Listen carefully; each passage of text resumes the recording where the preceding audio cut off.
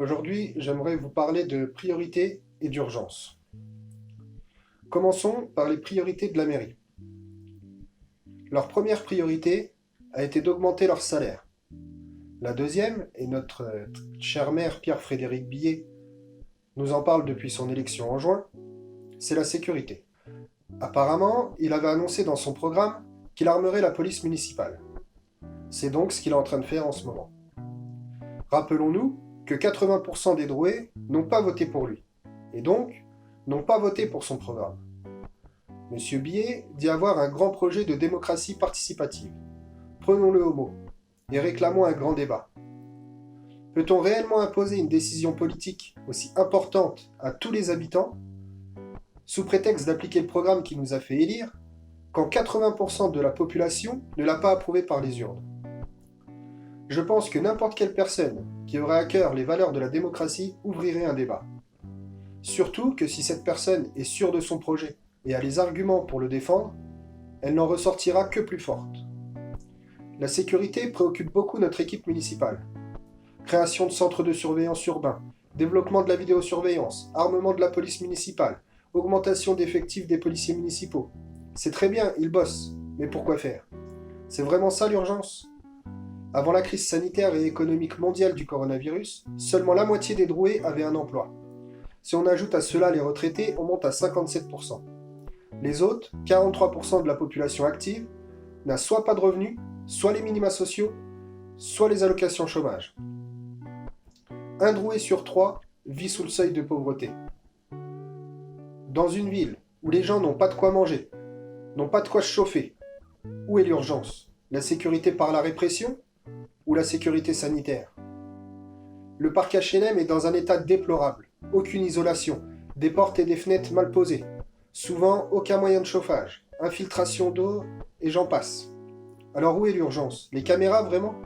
Les armes, vous êtes sûr? À savoir que depuis le classement en reconquête républicaine, les effectifs de police et leurs moyens ont bien évolué. De plus, d'après un article de l'Écho de septembre 2019, le commandant de police se frottait les mains des moyens à sa disposition. Alors pourquoi surenchérir? D'un côté, on a des policiers, avec des moyens humains, matériels et juridiques de faire leur travail, et de l'autre, des gens qui ont froid, qui ont faim, qui demandent un emploi et un logement décent. Alors encore une fois, où est l'urgence? Où est la priorité? Donc pour résumer, l'urgence pour la mairie, c'est de lutter contre la délinquance, en augmentant la répression, en augmentant les armes et en augmentant la surveillance, notamment avec l'augmentation des caméras et avec l'ouverture d'un centre de surveillance urbain. Maintenant, je vais vous exposer un plan qui est beaucoup plus connecté à la réalité du terrain. Laissons la police nationale faire son travail, et aidons-la en détruisant le terreau qui nourrit et fait proliférer la délinquance. Ouverture de centres socio-culturels dans chaque secteur de la ville. Les éducateurs et le matériel ne coûtent pas plus cher que les policiers municipaux et les 9 mm. On ne peut pas imaginer lutter contre la délinquance en laissant des gamins sortir de l'école et galérer dans les quartiers. La galère, c'est l'école de la délinquance. Isolation et travaux en masse dans tout le parc HLM. Baisse du prix de l'énergie pour les précaires. Je rappelle que GEDIA a le monopole de l'énergie, c'est donc faisable. Un plan d'aide alimentaire massif en se servant des associations. Ils font déjà un travail formidable, il n'y a plus qu'à les aider.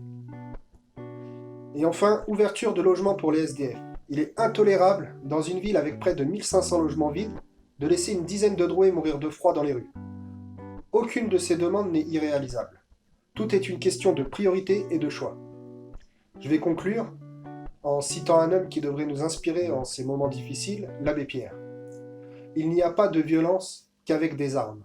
Ceux qui ont pris tout le plat dans leur assiette sont les provocateurs de toute violence. La misère n'est pas une fatalité, elle vient de notre incapacité à penser le partage. Donc je vous le demande, debout les sans-voix. Il faut que nos demandes empêchent les dirigeants de dormir jusqu'à ce qu'elles soient prises en compte. Le peuple uni jamais ne sera vaincu.